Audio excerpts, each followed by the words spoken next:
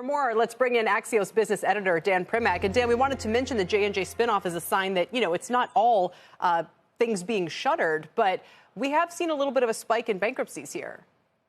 We have seen a spike in bankruptcies, and obviously there's a huge difference between J&J's consumer health business, even though that's household brands that we all know, and things like Bed Bath & Beyond, right, which have been troubled for years and are finally throwing in the towel. As you said, they are searching for a buyer. Maybe somebody steps up at the last minute, but even if they do, it's most likely that what they're really going to buy is the brand. I mean, if you think about it, you might remember, a decade plus ago, it had a big direct competitor called Linens and Things, which was owned by private equity. It went bankrupt after the great financial crisis.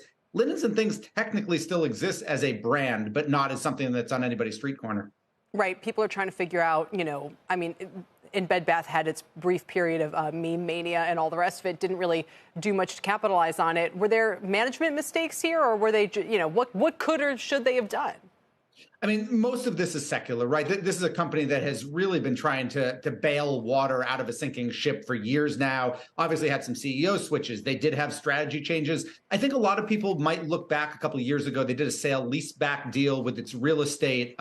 Historically, that is often a pending death knell for companies. Think to Toys R Us. Its sale leaseback deal definitely contributed to its ultimate bankruptcy. But really, its biggest problem was Walmart and Target and Amazon. That was really what Bed Bath's real problem was. It didn't have a particular reason to exist.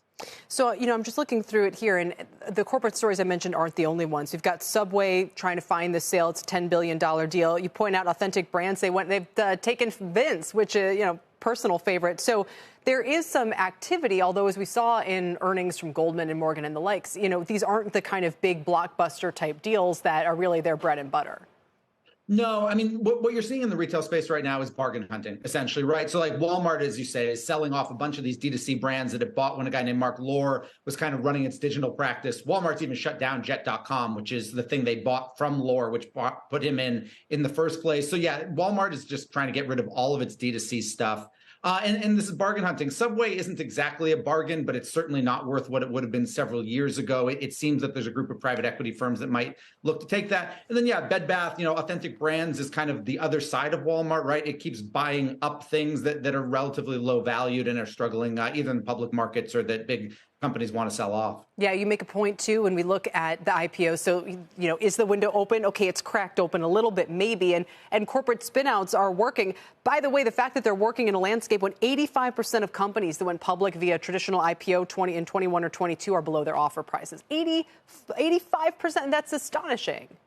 It's awful. Kenvue, the J&J spinoff, is probably going to be the exception to this. It's one of those kind of just strong, fundamental companies that could probably go public in most any market, and it goes with an industry trend. Pfizer and GlaxoSmithKline both spun off their consumer health divisions, similar to what J&J is doing, basically saying we want pharma to be separate from this. So that'll probably be fine. But beyond that, you have a huge pipeline of private kind of venture-backed companies, so-called unicorns that have just been waiting to go public, Instacart, et cetera. And what you really need there is someone to break the dam, somebody to be courageous and go out. J&J won't be that. It could be the biggest IPO since kind of the end of 2021 when Rivian went public, but it's not going to be the thing that convinces others to go out because it doesn't look like most other things. You need a big kind of unicorn sort of company to go out to get those gears rolling again. Sure, and maybe we only have a couple of months, with the debt ceiling looming and then, macro with the fall. So who would be the companies to watch if you think we might potentially break that dam or at least, float some trial balloons about it? I don't know exactly. Again, Instacart is interesting because it has some characteristics with others and they've been waiting for a while. But what you honestly really need is an enterprise software company, a boring, vanilla enterprise software company, because that's what's really in the pipeline. Because it has to be general enough that lots of other companies, dozens of others can look and go, yeah, they look a little bit like us. We don't do the exact same thing, but they're a SaaS model and they've got $100 million of recurring revenue. We can go because they succeeded. So that's what you really need: a boring company, not a one of a kind company. Instacart arguably is a one of a kind. You don't have lots of other Instacart-esque companies out there. Very well said. Always a pleasure to check in with you, Dan. Thanks for your time.